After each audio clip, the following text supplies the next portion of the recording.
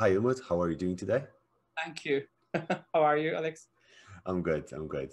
So today we'd like to ask you the big, all-important question: what is Volpower? Right. Um, Let me start from the beginning. So how we started this project and how we got here. So Volpower came out as a project once I started to get interested in social inclusion and to understand how social inclusion operates in micro environments. And as a political scientist, that was for me a turning point because that was the time when I lost all kind of hope in changing macro politics. And I thought if you can change something in small localities within micro networks of people, then perhaps we can achieve some political change in order to build more inclusive societies. In order to achieve this, Volpower introduced volunteering as an instrument. So that's where Volpower came from. Okay. And so what brought you to choose the countries in the consortium that you chose? Like, was there any particular reason for it? Actually, yes, there was. Let's say that some of the partners I knew from other projects that I like working with and I wanted to work even further. And other partners like yourself, like Romana, for example, like Senada, etc.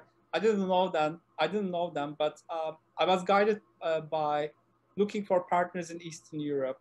This was simply because of my interest in the region. You know, my expertise is practically Hungarian politics. I speak Hungarian as a foreign language of all languages. So I wanted to work with people coming from that particular region. But I also wanted to work in countries which were not really studied all that extensively in social inclusion literatures, considering that these countries were at the forefront of the abrupt increase in the number of irregular migrants coming to Europe in 2015 onwards. So that was the reason why I turned to Croatia and Slovenia. And it was also the particular expertise that, for example, colleagues such as Senada and Romana offered to Volpower, because I was looking for someone coming from, let's say, more artistic background. And then Romana, simply was a person from Slovenia to fill in that particular gap within Volpower. And when it comes to Malta, Malta is once again an understudied but a very, very interesting case because I'm really attracted to liminal geographies. And when you think about it, Malta is the epitome of all kinds of liminalities, being in between North Africa and Southern Europe, East and West, Europe, Islam, Christianity, linguistically, etc., ethnically. So I thought it would be very interesting to include a country like Malta to this consortium as well, because it would tell us a completely new picture in order to understand the interactions that come about in small, let's say, localities after the arrival of the other, let's say. Okay. And Volpower itself focused on the conversation between third country nationals and local population. What was the aim of this and the dialogue that was expected? Well, this was mentioned in the call, so we didn't really have to think too much about this thing, because the call asked for establishing this kind of a dialogue between EU nationals and what the call classified as third country nationals, meaning people who were not really of European Union citizenship background. However, as I said in the beginning, the project really wanted to look beyond these kind of nationality bound or macro politics bound kind of differences. So for us, if we were to follow social inclusion as a concept, especially in micro localities, and if we were to follow volunteering as an instrument to break the boundaries between people of different national backgrounds, we thought that this is quite interesting, because hereby we can show that at the end of the day, nationality should not really matter, because our belief is in more micro level engagements rather than macro level frictions between people. So when if you were to approach this kind of research from, let's say, citizenship studies or nationalism kind of perspective, then you could be quite bogged into these macro level differences where citizenship could really make the difference between people. Whereas we wanted to go beyond that. And then for us, it was really a challenge practically to show that, well, hang on, something like citizenship, that is a particular instrument of macro politics should not really matter if we get into the micro level. And hence, let's see actually what happens really in small localities when we don't really consider citizenship as a particular inhibitor of interactions any longer. And with that said, continuing on this point, you speak about the micro, the importance of the micro. Was there any particular reason why the arts and sports were chosen as the mediums of volunteering compared to any other type of volunteering, or volunteering itself is quite a vast subject? Sure. Once again, this was in the call that it wanted us to look into sports and arts as an instrument. Now, we could have done either or. So we could have either followed sports or arts. But I mean, I've been an ardent believer of the importance of arts. I'm a collector myself. I really believe that arts is an instrument that makes people interact or express themselves to each other. But ultimately, what I don't really believe is practically giving all these refugees who had such a traumatic kind of a journey, and then coming from and leaving certain trauma behind, you know, much migration studies focus is saying that, well, let's give them some pen and paper or some paintings, some paints, so that they can express themselves. I didn't really believe that either. I mean, I don't think that, you know, if you come from, let's say, Syria, out of all that trauma, all of a sudden you will just get a pen and paper and then you start expressing yourself and then you will get out of trauma with the help of that. It wasn't really my understanding. My understanding for my approach for both art or sports was they were all instruments of interaction once again. Because if you look into, for example, the artistic output that Volpower created, they were all interactive kind of outputs whereby people work together.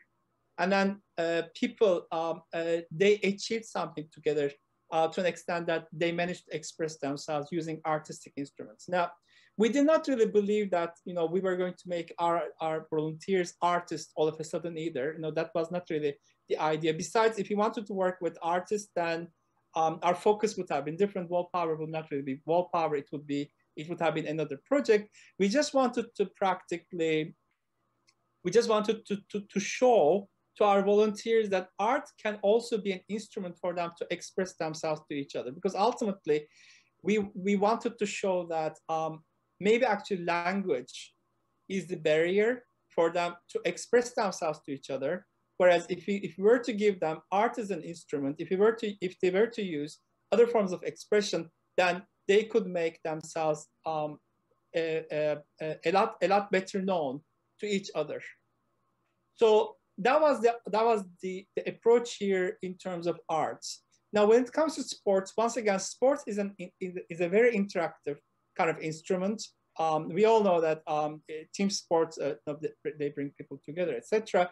But here we wanted to also look beyond that. I mean, we didn't want to stick with, let's say, football or basketball per se.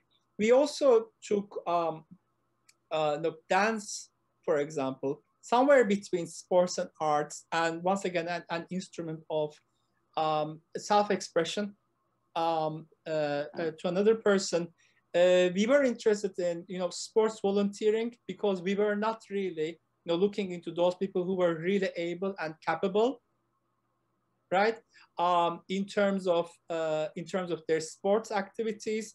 We wanted to give them volunteering as an option, that even if they did not feel themselves all that confident when it comes to sports, they could still volunteer for sports, and hence they could feel themselves achieving something beyond that. But at the end of it, or at the root of all sports and arts kind of focus here, the idea has always been that we may not be able to express our problems to each other if we were only sticking to words.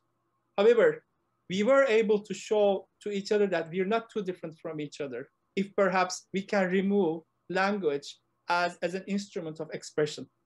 If you were to engage people in common activities such as arts and sports, then we thought that people managed to see, managed to understand, managed to get to know each other in a different capacity than the way that they would either see them or they would hear them. So that's the reason why we put our focus here on arts and sports as instruments or instrumentalization or of more inclusive societies. Okay. And do you believe that the project has been successful in reaching goals which were set out in terms of that sense of belonging, empowerment, interpersonal relationship, and self-perception of the volunteers? I mean, this is a very good and a very difficult question.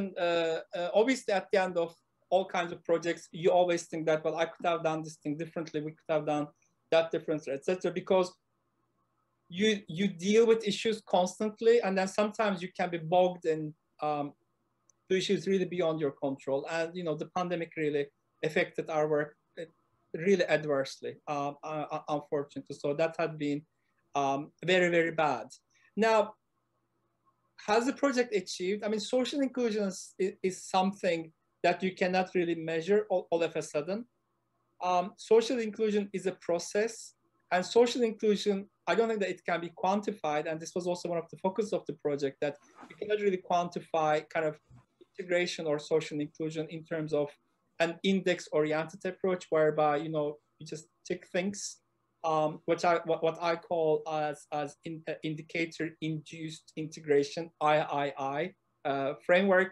I don't think that you can really measure success in terms of what it achieved looking at index or numbers per se, but retrospectively, when we looked at people, and then when we started to hear their stories, and when we started to see how they became expressive, and I don't want to use the word confident, but because it's really, I think, overused in this kind of research, but how confident they became throughout or thanks to the Volpower project, we can see that it achieved its goals to a certain extent. Now, could we have done this thing better? Could we have done this thing differently? We could have done this thing differently. We could have done this thing better, one way or another.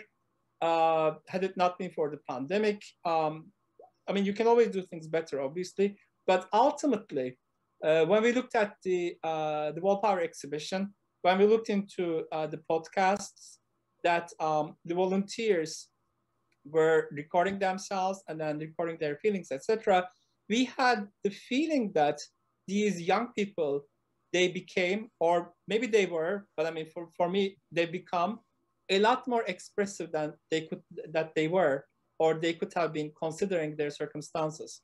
So it was a revelation for us to see that these young people had a very, very big capacity to be able to express themselves, and we simply put them in certain contexts whereby they could express themselves.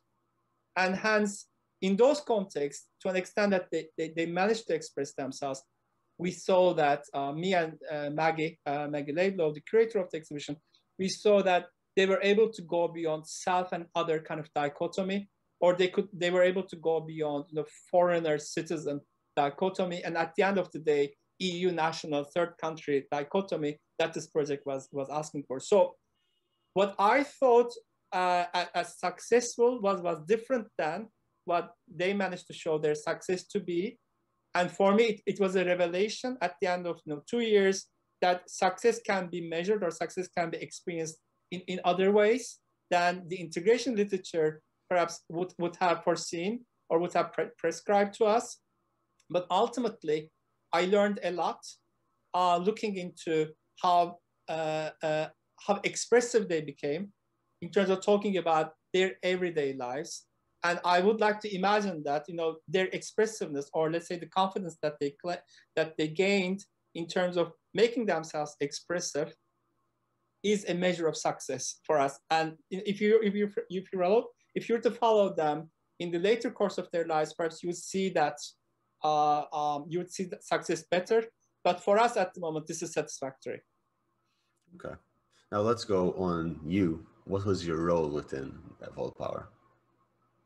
But I've been the person that everyone looked at to make decisions all the time. So I've been an academic. All of a sudden, I became a manager. And this was for me learning by doing most of the time. And sometimes also finding myself in ever-increasing problems, being able to being able to make decisions abruptly, in a strong fashion, and in a convincing manner. So this was something that I was not too ready, and I managed to learn by doing. So let's say that I became a manager out of a researcher. And then I managed to do this thing thanks to the people that I worked with. I have to mention Marcus here, Marcus Nicholson. He's been of extreme help to me in all sorts of manners.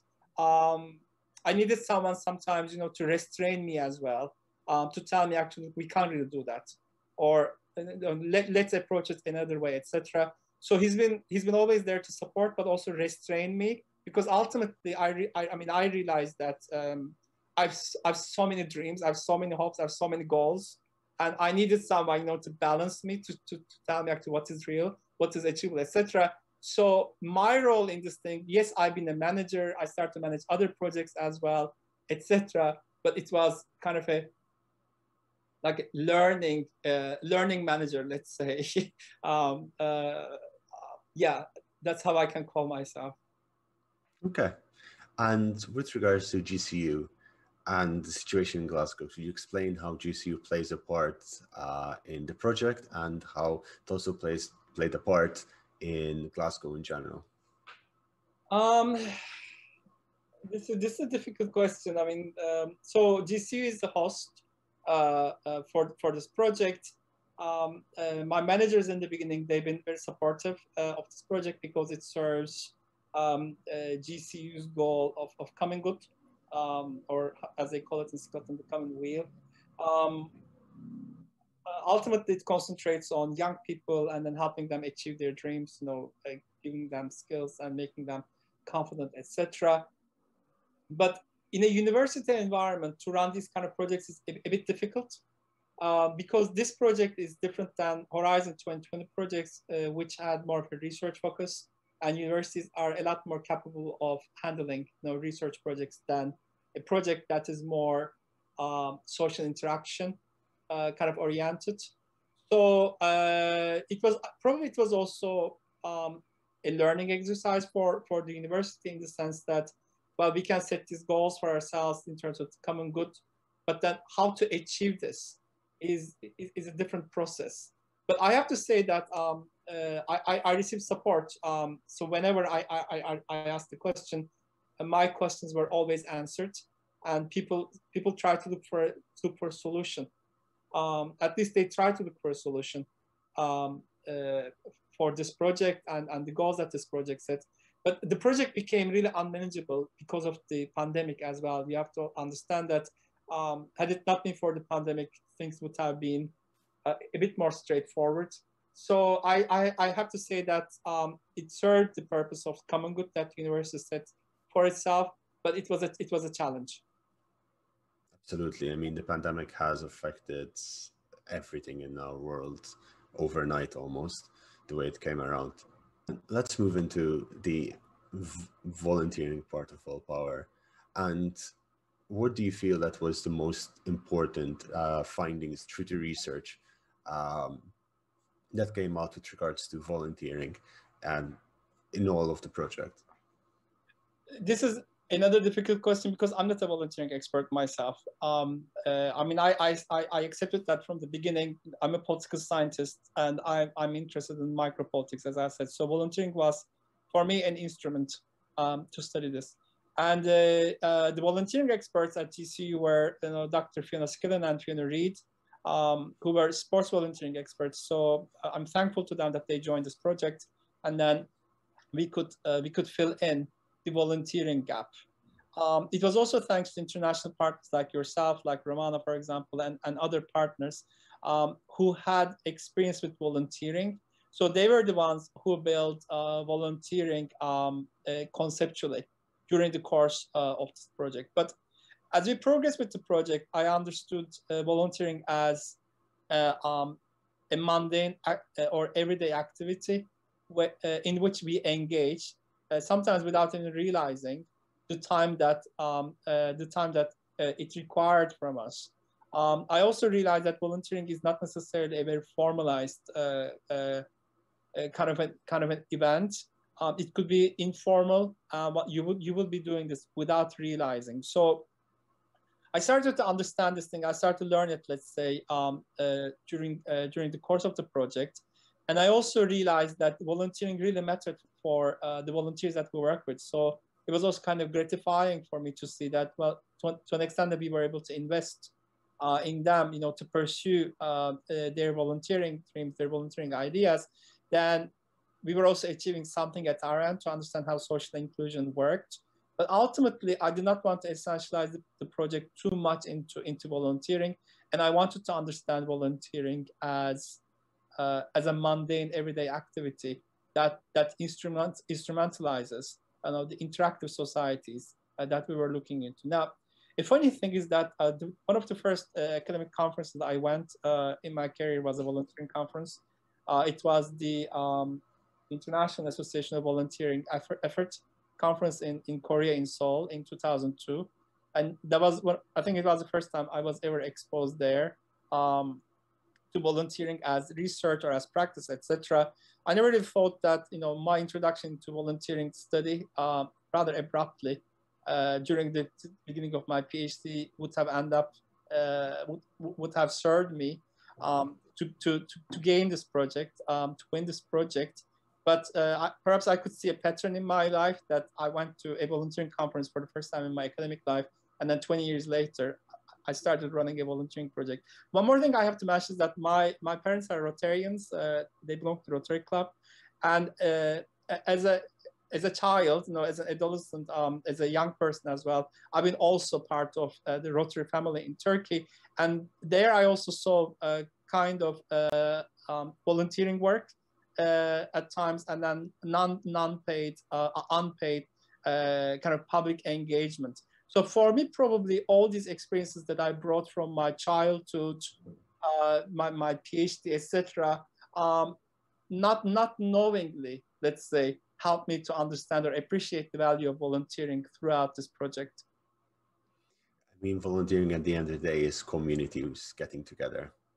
That said, do you see yourself in the future continuing on the work of Volpower, or are you currently working on other projects that build on Volpower? Well, Volpower had been a school for us, I think for many of us, and I'd like to mention Romana there as well, in order to understand the value of social interaction as an instrument of building more inclusive societies. Now, from Volpower, we moved to a new project now. It's a radicalization, de-radicalization project. It's a Horizon 2020 project, and I'm the coordinator for that project called DRAD. And the idea of de-radicalization embedded in DRAD project very much actually follows on from the Volpower experience, looking into, once again, you know, micro environments and putting the belief in terms of making people express their stories to each other so that they can break the boundaries that are imposed on them by macro politics. So while I'm not really continuing on a volunteering project, once again, I'm not an expert of volunteering per se.